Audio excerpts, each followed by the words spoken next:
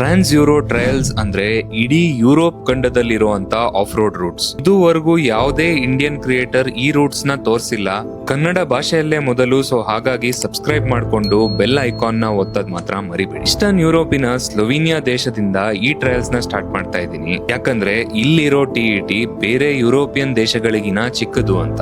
Finally ಬಂದಿದ್ದೀನಿ ನೋಡಿ ಸ್ನೇಹಿತರೆ, ಸ್ಲೋವಿನಿಯಾ. ಅದು ಸೌತ್ ಸೈಡ್, ಸ್ವಲ್ಪ ರಿವರ್ ದಾಟಿದ ತಕ್ಷಣ ಕ್ರೊಯೇಷಿಯಾ ಆ ಕಡೆ ಇದೆ, ಈ ಕಡೆ ಸ್ಲೋವಿನಿಯಾ.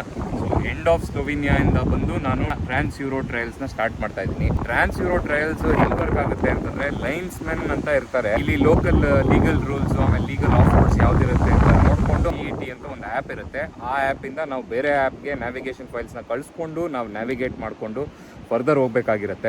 ಬನ್ನಿ ಸ್ನೇಹಿತರೆ, ಇಲ್ಲಿಂದ ಸ್ಟಾರ್ಟ್ ಮಾಡೋಣ. ಹೆಂಗಿರುತ್ತೆ ಅಂತಂದ್ರೆ, ಕಂಪ್ಲೀಟ್ಲಿ ಇದು ಎಲ್ಲಾ ಕಂಟ್ರೀಸ್ ಅಲ್ಲೂ ಬರೀ ಟ್ರಯಲ್ಸ್ ಇರಲ್ಲ, mix of tarmac and trials ಇರುತ್ತೆ. ಅಂದರೆ ಟಾರ್ಮ್ಯಾಕು ಬರೀ ಒಂದು 20% ಇರ್ಬೋದು ಅಥವಾ 30% ಇರ್ಬೋದು, ಬಟ್ 70% ಆಫ್ ರೋಡೇ ಇರುತ್ತೆ. ಅಂದರೆ ಅಟ್ಲೀಸ್ಟ್ ಆಫ್ ದ ಟ್ರ್ಯಾಕ್ ಆ ಥರ ಇರುತ್ತೆ. ಗ್ರಾವೆಲ್ ರೋಡ್ಸು, ಮಡ್ಡು, ಸ್ಯಾಂಡು ಎಲ್ಲ ಬೇರೆ ಬೇರೆ ಥರ ಬೇರೆ ಬೇರೆ ಟೆರೆನ್ಸ್ ಇರುತ್ತೆ. ನೋಡೋಣ ಬನ್ನಿ ಹೆಂಗಿರುತ್ತೆ ಟ್ರ್ಯಾಕು, ಏನಿರುತ್ತೆ. ಅನ್ಫಾರ್ಚುನೇಟ್ಲಿ ಇಡೀ ಟ್ರಿಪ್ದು ಆಡಿಯೋ ರೆಕಾರ್ಡ್ ಆಗಿಲ್ಲ. ಮೈಕು ಯಾವುದೋ ಗಳಿಗೆಯಲ್ಲೇ ಹಾಳಾಗೋಗಿದೆ ಅನ್ಸುತ್ತೆ. ಸೊ ಹಾಗಾಗಿ ನರೇಷನ್ ಮೂಲಕ ನಿಮ್ಗೆ ತೋರಿಸ್ತಾ ಹೋಗ್ತೀನಿ. ಸ್ವಲ್ಪ ಟಾರ್ ರೋಡ್ಸ್ ಆದ್ಮೇಲೆ ಈ ರೀತಿ ಗ್ರಾವೆಲ್ ರೋಡ್ ಶುರು ಆಯ್ತು. ಫೈನಲಿ ಟ್ರಾನ್ಸ್ ಯೂರೋ ಟ್ರಯಲ್ಸ್ ನ ಶುರು ಮಾಡಿದೆ ಅನ್ನೋ ಖುಷಿ ನನಗೆ ಮುಗಿಲೇರಿತ್ತು.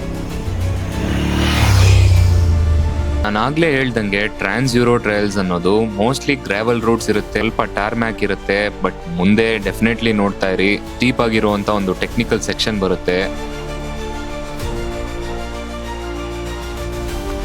ಸ್ಲೋವಿನಿಯಾ ದೇಶದಲ್ಲಿರೋ ಟಿಇಟಿ ಸಣ್ಣದಾಗಿದ್ರೂ 450 ಕಿಲೋಮೀಟರ್ಸ್ ಇದೆ.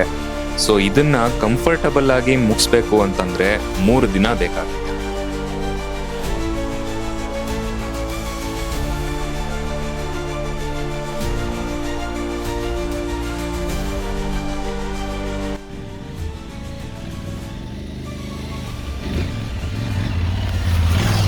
ಗಾಡಿಯಲ್ಲಿದೆ ನೋಡಿ, ಸ್ಟೀಪ್ನೆಸ್ ತೋರ್ಸಕ್ ಟ್ರೈ ಮಾಡ್ತಾ ಇದ್ದೀನಿ.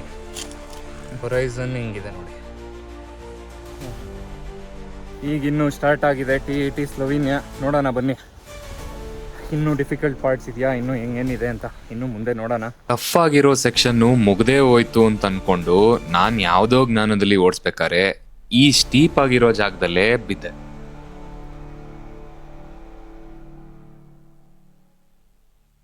ಈ ದಾರಿಗೆ ಈಗ ವಾಪಸ್ ತಂದು ಸ್ಟ್ರೈಟ್ ಆಗಿ ಹೋಗ್ಬೇಕು. ಒಂಚೂರು ರಾಕ್ಸ್ ಇದೆ ಅಷ್ಟೇ ಇಲ್ಲಿ. ಎಷ್ಟೊಂದು ಕಿಲೋಮೀಟರ್ಸ್ ಓಡಿಸಿ ಆಮೇಲೆ ಬಂದು ಈ ತರ ಆಫ್ ರೋಡ್ಸ್ ನ ಮಾಡ್ಬೇಕು ಅಂದ್ರೆ, ಅಂಡ್ ಎಸ್ಪೆಷಲಿ ಸೋಲೋ ಮಾಡ್ಬೇಕು ಅಂದ್ರೆ ಸ್ವಲ್ಪ ಜಾಸ್ತಿನೇ ಎನರ್ಜಿ ಇರಬೇಕು. ಬಟ್ ಈ ಅಡ್ವೆಂಚರ್ ಹುಡ್ಕೊಂಡೆ ಅಷ್ಟು ದೂರದಿಂದ ಬಂದಿರೋದು. ಸೊ ಕಷ್ಟನೋ ಸುಖನೋ ಎಲ್ಲ ದೇವ್ರು ಕೊಟ್ಟಂತೆ ಅನುಭವಿಸ್ಲೇಬೇಕು.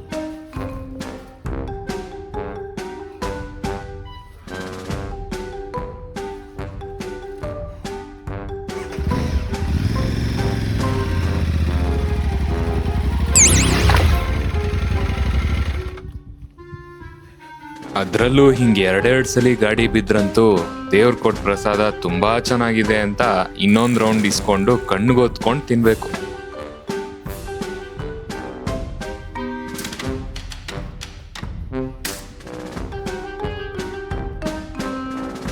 ಈ ತರ ಬಿದ್ದು ಸಿಕ್ಕಾಪಟ್ಟೆ ಸುಸ್ತಾದಾಗ ಏನಾದ್ರು ಸ್ವೀಟ್ ತರ ಏನಾದ್ರು ಇಟ್ಕೊಂಡಿರಿ, ಎಸ್ಪೆಷಲಿ ಸೋಲೋ ಇದ್ದಾಗ. ಸ್ವೀಟು ಈ ತರ ಸ್ವಲ್ಪ ತಿನ್ಕೊಂಡು ವಾಪಸ್ಸು ಆಮೇಲೆ ಸ್ವಲ್ಪ ರೆಸ್ಟ್ ಮಾಡ್ಬಿಟ್ಟು ಒಂಚೂರು ನೀರು ಕುಡಿದು ಮತ್ತೆ ಆಮೇಲೆ ಟ್ರೈ ಮಾಡಿ. ನಾವು ಅದೇ ಮಾಡ್ತಾ ಇದ್ದೀವಿ. ಒಂದು ಸ್ಮಾಲ್ ಟಿಪ್, ಯಾರಾದರೂ ಸೋಲೋ ಮಾಡಬೇಕು ಅಂತಿದ್ರೆ. 2 ಸಲ ಗಾಡಿ ಎತ್ಬಿಟ್ನಲ್ಲ, ಸೊ ಸುಸ್ತು ಆಗ್ಬಿಟ್ಟಿದೆ.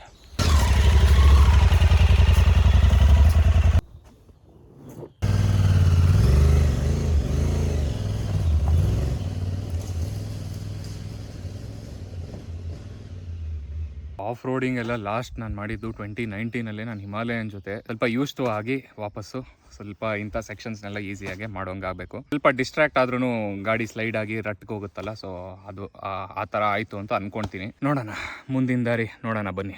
ನೆಕ್ಸ್ಟು ನೋಡಿ, ಫುಲ್ ಬೇವ್ತ್ಬಿಟ್ಟಿದ್ದೀನಿ. ಅದಕ್ಕೆ ಆರಾಮಾಗಿ ಇಲ್ಲಿ ಮರದ ಕೆಳಗೆ ಕೂತ್ಕೊಂಡು ಸ್ವಲ್ಪ ಹೊತ್ತು ರೆಸ್ಟ್ ಮಾಡಿ ಆಮೇಲೆ ಕಂಟಿನ್ಯೂ ಮಾಡೋಣ.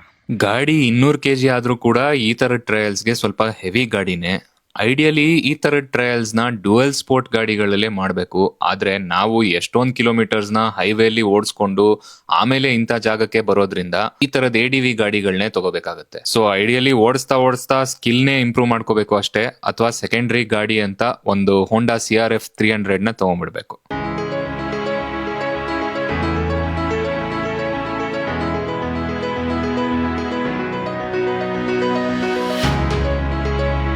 ಟ್ರಾನ್ಸ್ಯೂರೋ ಟ್ರಯಲ್ಸ್ ಅಂದ್ರೆ ಸ್ವಲ್ಪ ರಿಮೋಟ್ ಜಾಗಗಳಾಗಿರೋದ್ರಿಂದ ಅಷ್ಟೊಂದು ರೈಡರ್ಸ್ ಬರೋದಿಲ್ಲ. ನೋಡಿ, ಅಷ್ಟೋ ತನಕ ಓಡಿಸ್ತಾ ಇದೀನಿ ಗಾಡಿನ, ಇವ್ರೊಬ್ಬರೇ ಕಾಣಿಸಿದ್ದು ಈ ಟ್ರಯಲ್ಸ್ ಅಲ್ಲೇ.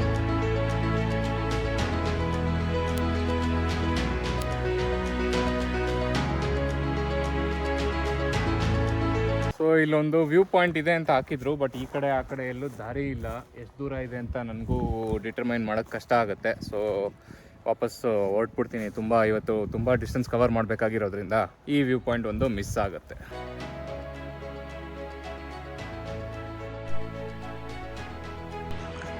ನೋಡಿ, ನಮ್ಮಲ್ಲೇ Bhadra tiger national tiger reserve ಹೆಂಗಿರುತ್ತೋ ಅದೇ ಥರ ಇದು ಇಲ್ಲಿ ಸ್ಲೋವಿನಿಯಲ್ಲಿ ಬೇರ್ ರಿಸರ್ವ್ ಅನ್ನೋ ಥರ.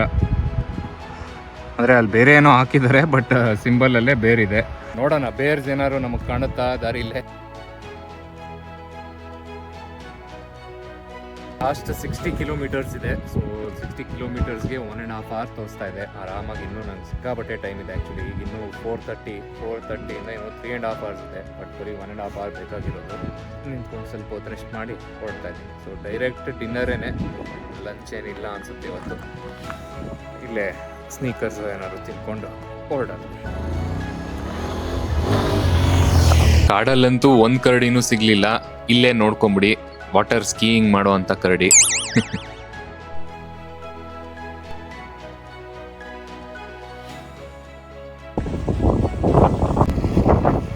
ನಮ್ಮ ಜೇನ್ ಕಲ್ಗುಡ್ಡ ಹತ್ರ ಏನು ವ್ಯೂ ಸಿಗುತ್ತೋ ಅದನ್ನ ಕಾಣಿಸ್ತಾ ಇದೆ.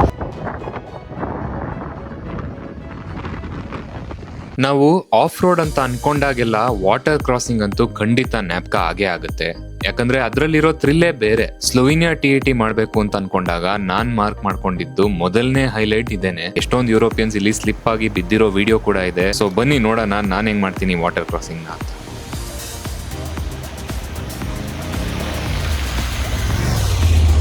ಮೊದಲನೇ ದಿನಾನ ಆಲ್ಮೋಸ್ಟ್ ಎಂಡ್ ಮಾಡೋ ಸಮಯ ಬಂದಿದೆ. ಬಟ್ ಇನ್ನೊಂದು ವ್ಯೂ ಪಾಯಿಂಟ್ ಇದೆ, ಅದೊಂದು ನೋಡ್ಕೊಂಡು ಆಮೇಲೆ ನಮ್ಮ ಹಾಸ್ಟೆಲ್ ಹೆಂಗಿದೆ ಅಂತ ತೋರಿಸ್ತೀನಿ. ನೋಡ್ತಾ ಇರಿ. ದೂರದಲ್ಲಿ ನೀವು ನೋಡ್ತಿರೋ ಕೇವ್ ಹೆಸರು ವೀವರ್ಸ್ ಕೇವ್ ಅಂತ.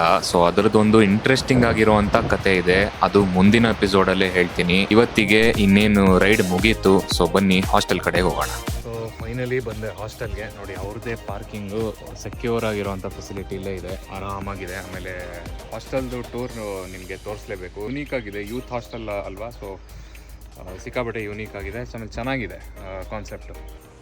ಹಾಸ್ಟೆಲ್ಲೇ ಒಳ್ಳೆ ದೊಡ್ಡದಾಗಿ ಹೋಟೆಲ್ ಥರನೇ ಇದೆ. ಇದರಲ್ಲಿ ಡಾರ್ಮೆಟ್ರಿ ತೊಗೊಂಡಿರೋದು. ಇದು ನೋಡಿ ರೂಮು, 3 bed ಡಾರ್ಮೆಟ್ರಿ. ಆಮೇಲೆ ದೊಡ್ಡದಾಗೆ ಕಬೋರ್ಡ್ಸ್ ವಿತ್ ಲಾಕರ್ಸ್ ಕೊಟ್ಬಿಟ್ಟಿದ್ದಾರೆ. ಆರಾಮಾಗಿ ಇಲ್ಲಿ ಚಾರ್ಜಿಂಗ್ ಸಿಗುತ್ತೆ, ಒಂದು ಬೆಡ್ ಸಿಗುತ್ತೆ ಅಂತ ನಾನು ಹಾಸ್ಟೆಲ್ನೇ ಬುಕ್ ಮಾಡ್ಕೊಂಡೆ. ಬಟ್ ಕೆಳಗಡೆ ಚೆನ್ನಾಗಿದೆ ಆ್ಯಕ್ಚುಲಿ ಯೂತ್ ಹಾಸ್ಟೆಲ್ ಅನ್ನೋ ಈ ಕಾನ್ಸೆಪ್ಟು. ಕಾಮನ್ ಏರಿಯಾ, ಇಲ್ಲಿ ಕಿಚನ್ ಹಿಂಗಿರುತ್ತೆ ನೋಡಿ. ಇಲ್ಲಿ ಕಾಮನ್ ಏರಿಯಾನು ಚೆನ್ನಾಗಿದೆ. ಇಲ್ಲಿ ಕೂತ್ಕೊಂಡು ಇಂಟರ್ನೆಟ್ ಯೂಸ್ ಮಾಡೋಕ್ಕೆ ಒಂಥರ ಒಂದು ಡೆಸ್ಕ್ಸು, ಲ್ಯಾಪ್ಟಾಪು ಎಲ್ಲ ಇಟ್ಬಿಟ್ಟಿದ್ದಾರೆ ಅವರೇ ಆಲ್ರೆಡಿ. ಇಲ್ಲಿ ನೋಡಿ ಗೇಮ್ಸ್ ಆಡ್ಕೊಳೋಕ್ಕೆ ನಿಮಗೆ ಚೆಸ್ಸು ಈ ಥರ. ಜಾಸ್ತಿ ಜನ ಬಂತು ಅಂತಂದರೆ ಆರಾಮಾಗಿ ಎಂಜಾಯ್ ಮಾಡ್ಬೋದು ಇಲ್ಲಿ. ನಾವಲ್ಲಿ ರೆಸಾರ್ಟ್ ಅಂತ ಏನು ಸಿಕ್ಕಾಪಟ್ಟೆ ದುಡ್ಡು ಕೊಟ್ಟು ಹೋಗ್ತೀವೋ ಅದು ಇಲ್ಲಿ ಕಮ್ಮಿಗೇ ಇದೆ. ನೋಡಿ, ಇಲ್ಲೂ ಕಾಮನ್ ಏರಿಯಲ್ಲೇ ಈ ಥರ ಮಕ್ಕಳು ಆಟ ಆಡೋಕ್ಕೆ, ಆಮೇಲೆ ಸೋಫಾಗಳು, ಇಲ್ಲೂ ಎಲ್ಲ ಕೂತ್ಕೊಂಡು ಮಾತಾಡಿಕೊಂಡು ಬೇರೆಯವ್ರು ಬಂದಿರೋ ಟೂರಿಸ್ಟ್ನು ಮಾತಾಡಿಸ್ಬೋದು. ಆ ಥರ ಒಬ್ಬೊಬ್ಬರೇ ಸೋಲೋ ಟ್ರಾವೆಲ್ ಮಾಡೋರು ಇಲ್ಲಿ ಯುರೋಪಲ್ಲೇ ಒಳ್ಳೆಯ ಕಾನ್ಸೆಪ್ಟ್ ಇದು ಹಾಸ್ಟೆಲ್ ಅನ್ನೋದು. ಸೊ ನೋಡಿ, ಇದು ಮಕ್ಕಳಿಗೆಲ್ಲ ಆಟ ಆಡೋಕ್ಕೆ. ಸೊ ಹಿಂಗಿತ್ತು ನೋಡಿ ಸ್ನೇಹಿತರೆ ಡೇ 1 TATದು ವ್ಲಾಗು. ಈಗ ಊಟ ಮಾಡೋಕ್ಕೆ ಹೋಗ್ತಾ ಇದ್ದೀನಿ. ಈ ವ್ಲಾಗ್ನ ಇಲ್ಲಿಗೆ ಎಂಡ್ ಮಾಡ್ತೀನಿ. ಮುಂದಿನ ವ್ಲಾಗಲ್ಲೇ ಡೇ 2 ನಾಳೆ ಆಫ್ ರೋಡ್ ಅಡ್ವೆಂಚರ್ಸ್ ಹೆಂಗಿರುತ್ತೆ, ರೂಟ್ ಹೆಂಗಿರುತ್ತೆ ಎಲ್ಲ ತೋರಿಸ್ತೀನಿ. ಸೊ ಸಬ್ಸ್ಕ್ರೈಬ್ ಮಾಡ್ಕೊಳ್ಳಿ, ಶೇರ್ ಮಾಡಿ. ಮುಂದಿನ ವ್ಲಾಗಲ್ಲೇ ಮತ್ತೆ ಡೇ 2 ಸಿಗೋಣ.